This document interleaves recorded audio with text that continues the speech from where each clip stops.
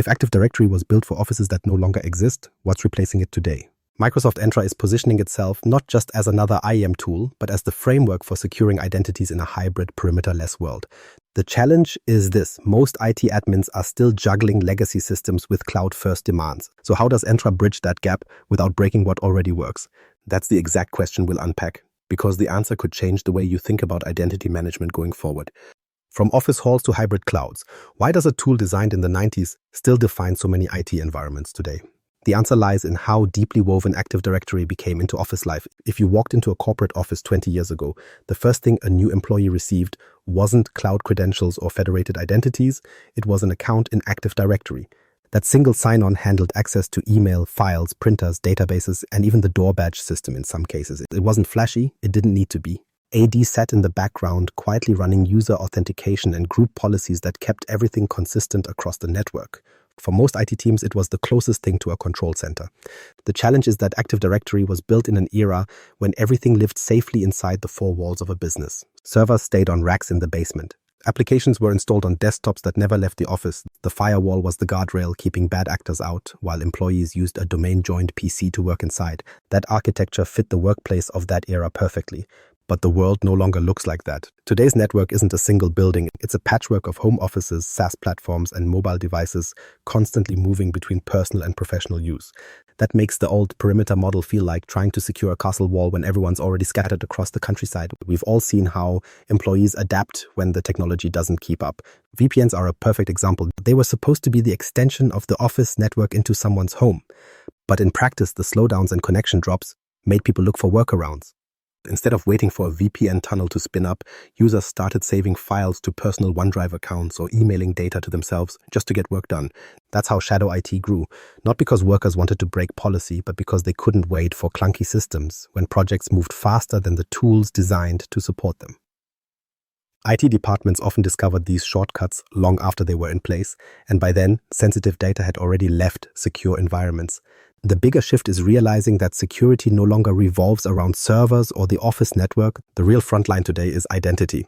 Attackers don't bang against firewalls so much as they try to guess passwords, fish for multi-factor codes, or trick employees into authorizing access. Once they gain account credentials, the rest is almost effortless. That's why breaches linked to stolen identities have become so widespread.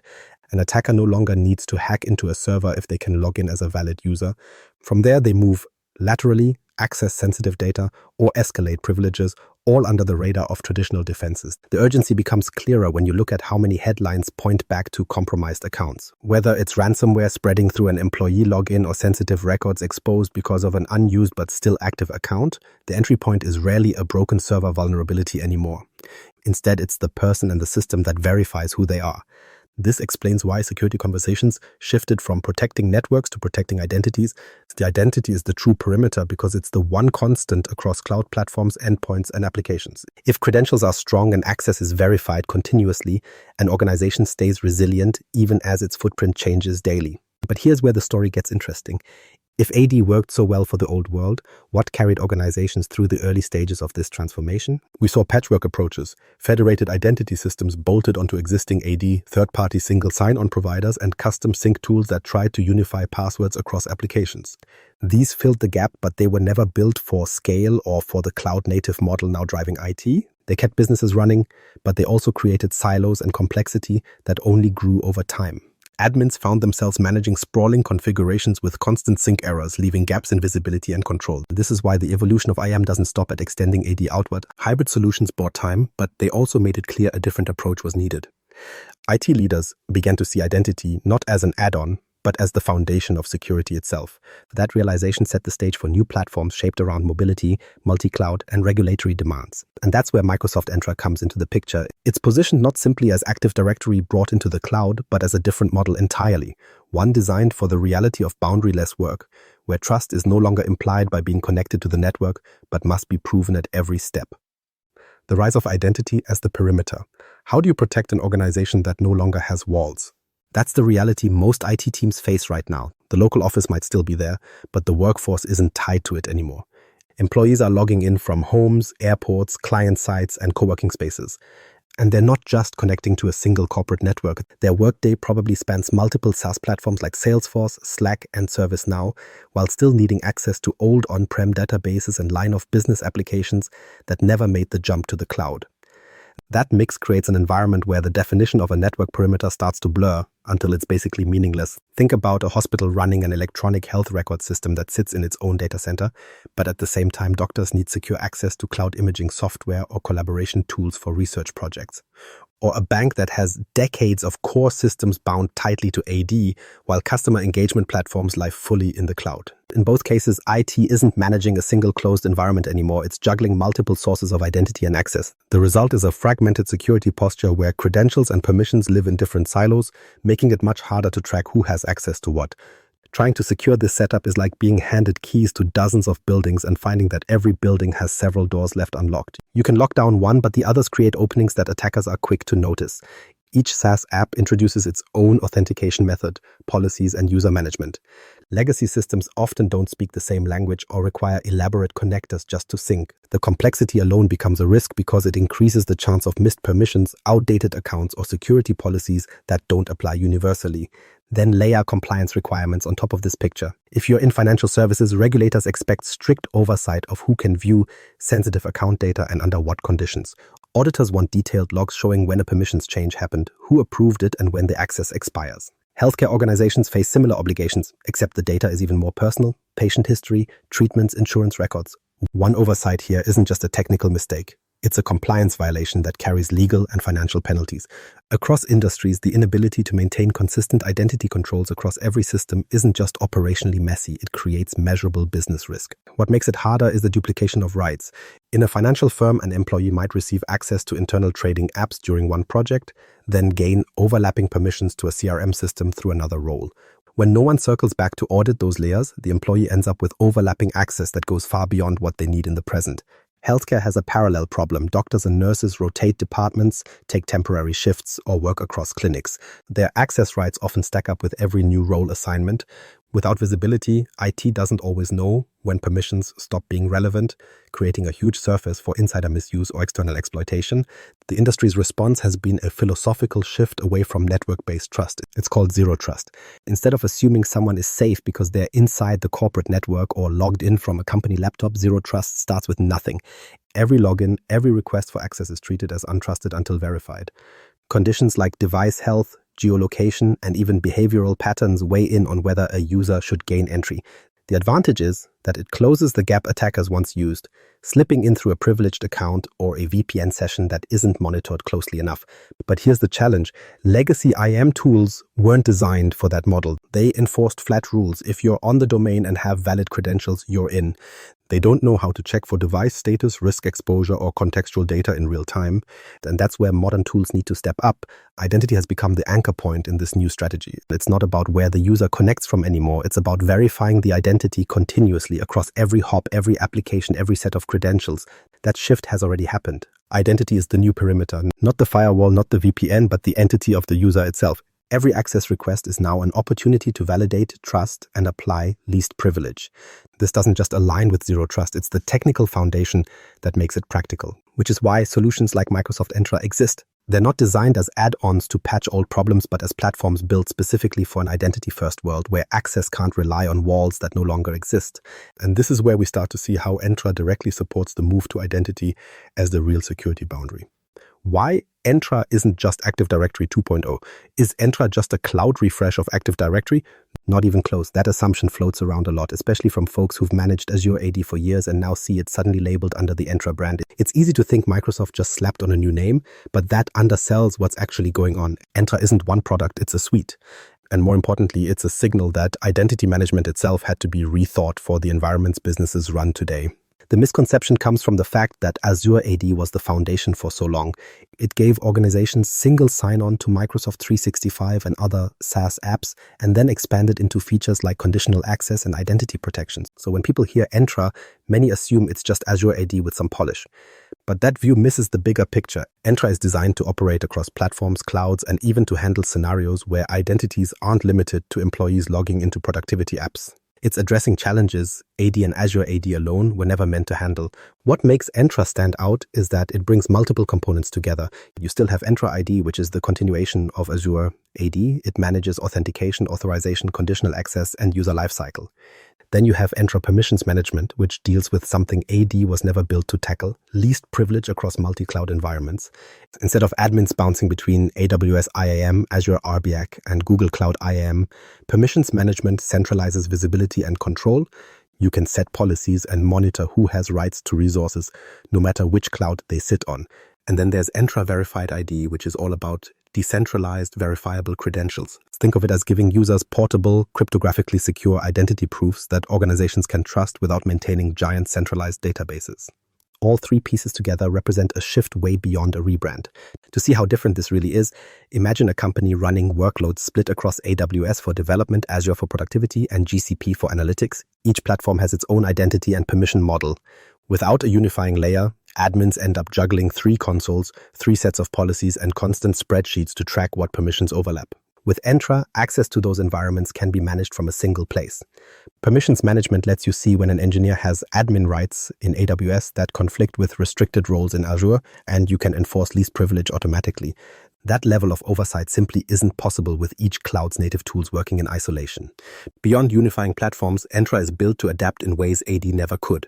Traditional IAM is rules-based. If a user meets the defined conditions, access is granted. The problem is that static rules don't account for context. Entra takes a different path with adaptive access. Instead of every login being judged against a flat checklist, the system uses signals, device health, geolocation, time of day, even anomalies in user behavior. If someone signs in from a managed laptop in the same region they always use, access is straightforward. But if that same user suddenly tries to log in from an unrecognized device in another country, Entra can require additional verification or block the request entirely. That kind of dynamic, real-time decision-making keeps the friction low for valid users while raising the bar for attackers. What gives this teeth is machine learning tied into Microsoft's massive signal network. Because Entra processes billions of authentications daily across global services, it learns patterns at a scale individual organizations never could on their own. If a new style of credential stuffing attack starts appearing in one region, Entra can inform conditional access policies everywhere, almost in real time. Compare that to AD, where any adjustments had to be defined manually by admins and rolled out across group policies. It's the difference between reactive defenses and a platform that evolves as the threat landscape shifts. That's why it's a mistake to see Entra as just Azure AD in disguise. It's not a rename, it's an entire architecture shift. Where AD was built for single environments with clear perimeters, Entra is designed for multi-cloud, multi-device, hybrid workplaces where the only consistent factor is identity. It weaves together permissions, verification, and adaptive controls into one framework, preparing organizations to face threats that don't play by static rules anymore. And if access is now adaptive and smarter than ever, the next unsolved challenge is governance. How to prevent permissions from piling up silently in the background. That's where the conversation naturally heads next. Fixing access creep with governance. When was the last time you audited who has access to what in your company? For most teams, those reviews don't happen nearly as often as they should. The problem has a name, access creep. It happens slowly, sometimes without anyone noticing. A user moves from one department to another, takes on a temporary project, or covers for a manager on leave. Each time, new permissions get added. But rarely does anyone go back to clean up the old ones. Months later, that same user still carries access to applications, files, or systems that have nothing to do with their current role. Multiply that by hundreds or even thousands of employees, and you end up with an environment where permissions sprawl far beyond what's really needed. The risks here are more than just messy Active Directory groups or confusing audit trails. Dormant permissions are security liabilities. They create openings for insider threats, disgruntled employees, intentional misuse, or even accidental data exposure. Just as worrying, they leave organizations wide open to compliance failures. During an audit, those unused or excessive privileges show up quickly, and explaining why a marketing analyst still has access to payroll data can't be brushed aside as a simple oversight. Access that lingers without purpose increases the likeliness of both mistakes and violations, and regulators rarely see good intentions as an acceptable defense. Think about contractors. Many businesses rely heavily on third parties for short-term projects, consultants for reporting, developers for app builds, agencies for creative work. These contractors often get access to SharePoint libraries, Teams channels, or even reporting tools like Power BI. The project wraps up, but their credentials never really go away. It's not unusual to find accounts for people who stopped working months ago still able to read sensitive documents or run reports. In large environments, that forgotten access might sit there for years. It's shadow risk, hidden enough that it doesn't impair daily business, but dangerous enough to cause real problems when discovered by the wrong person. This is where Entra's identity governance comes into play. Instead of relying on humans to track and manage every change, it automates lifecycle workflows. When a new hire joins, their access is provisioned systematically according to role. When they change jobs, the old rights phase out and new ones come in. When they leave, access is removed immediately. This automated gating prevents the slow buildup that turns into access creep. At the same time, entitlement management provides structured access packages. Instead of one-off ad hoc approvals, you can define collections of permissions tied to business roles or specific projects. Users request access to the package rather than piecing together individual applications one request at a time. The difference sounds simple, but it solves a major gap. Permissions get added deliberately, not by accident. Access reviews extend the coverage even further. These reviews give managers regular prompts to verify whether their team members still need the permissions they hold. Instead of running annual audits where half the data is outdated, governance tools build a recurring cycle of checks. When someone's rights are no longer justified, the manager can revoke them in one step. This ongoing correction process keeps access aligned with actual business needs in real time. Separation of duties policies take it a step deeper. Picture a finance employee who has both rights to approve wire transfers and the ability to set up new vendors. That pairing of permissions is dangerous because it invites fraud.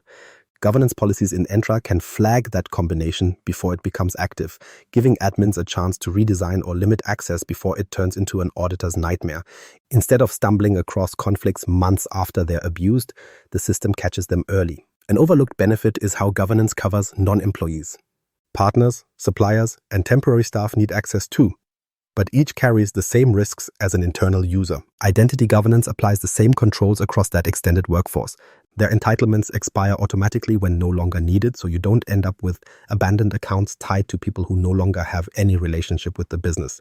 This universality is key. Governance isn't just for full-time staff, it's a framework that ensures anyone with access is accounted for. The real shift here is mindset.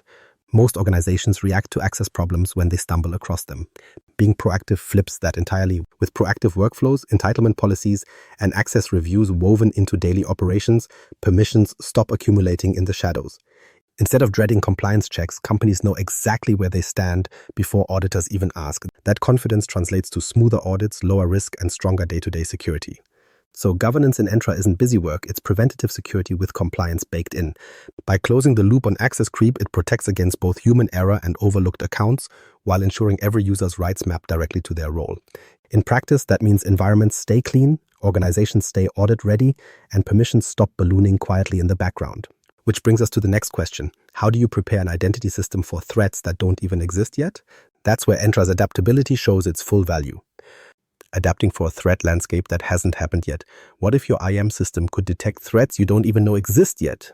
That's the real shift happening in identity security, and it's where Microsoft Entra takes on a role older tools simply can't match. The reality is attackers don't sit still. They constantly test new approaches, new credential attacks, and new ways of slipping under static defenses. If your system only responds to rules you already set, you're always a step behind. That's the limitation with legacy IAM. Static conditions that don't evolve unless an admin goes in and rewrites them manually. Think about how typical IAM rules work. You set a policy. If the user is on a corporate laptop, in a known IP range, and enters the correct password, they're granted access. Sounds fine until it's not. Policies like these don't change on their own. If attackers discover a new method, say they start targeting employees with MFA fatigue attacks, your system has no way of recognizing that unless you update it after the fact. By the time someone notices the pattern, the damage can already be done. That lag is exactly what modern attackers exploit. They aren't actually breaking into systems, they're walking through the front door using valid but compromised credentials. Entra takes a totally different angle with AI-driven risk detection. Instead of fixed rules, it looks at signals in real time and adapts. The system doesn't just check whether a password is correct, it asks context-driven questions. Is this login consistent with the user's recent activity? Is the device patched and compliant? Has the account been behaving normally during the past week? The answers are processed not by a static checklist, but by machine learning models tuned to spot anomalies even when they don't fit into a neat definition. That means Entra can raise red flags long before IT staff even notice there's something strange going on. Take the example of impossible travel. A user logs in from Chicago at 9 a.m., then shows up authenticating from Tokyo 15 minutes later. No human being can travel that fast, which means something is wrong. Legacy IAM wouldn't necessarily catch that event, especially if both logins look valid on the surface. Entra recognizes the pattern as impossible and rates it a risky sign-in, which can trigger multi-factor re-authentication on the spot or block the attempt altogether. Password spray attempts fall into the same category. A low-level flood of logins, each trying a single password across many accounts, can blend into daily noise. Entra's anomaly detection is tuned to see that pattern as abnormal, flag it and shut it down before attackers scale up. These aren't guesses pulled out of thin air. The reason Entra can do this reliably is because of the telemetry it draws from Microsoft's massive footprint. Billions of authentications flow through their systems every single day. Each login, each conditional access check, each failed and successful attempt adds to a global pool of intelligence. The benefit trickles down because your tenant inherits that collective learning. So if attackers test a new tactic against one set of organizations today, Entra is already refining detection models that help protect everyone else tomorrow. It's global learning applied to local defense. Compare that to how a team with only static policies would respond. You'd probably hear about the threat after it's already spreading online, scramble to write a rule to cover it, and hope you're fast enough to deploy it everywhere before an incident happens internally. That reactive approach doesn't scale against an adversary who thrives on speed and novelty. Entra's advantage is that you don't have to wait for known patterns to hit. The system is scanning for deviations constantly, adapting as new forms of credential abuse surface. What this all boils down to is adaptability. Identity threats evolve faster than most teams can rewrite policy. By building AI into the detection layer, Entra positions organizations to stay secure not just against the attacks we already understand, but against those about to appear. It's like upgrading from alarms that go off only when someone opens the door to a monitoring system that notices suspicious behavior before they even reach it. Threats that haven't been named yet are still on the radar. And when you see security that works this way, the bigger picture starts to click. Future-proof IAM isn't about adding more static rules.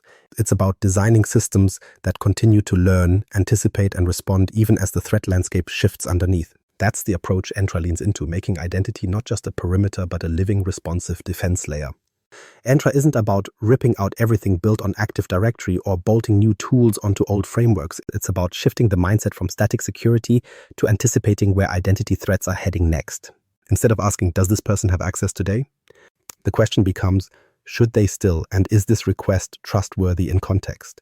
That's why IAM can't be treated as a one-time deployment. It's ongoing strategy, just like patching or endpoint management. The future may be perimeterless, but your security doesn't have to be.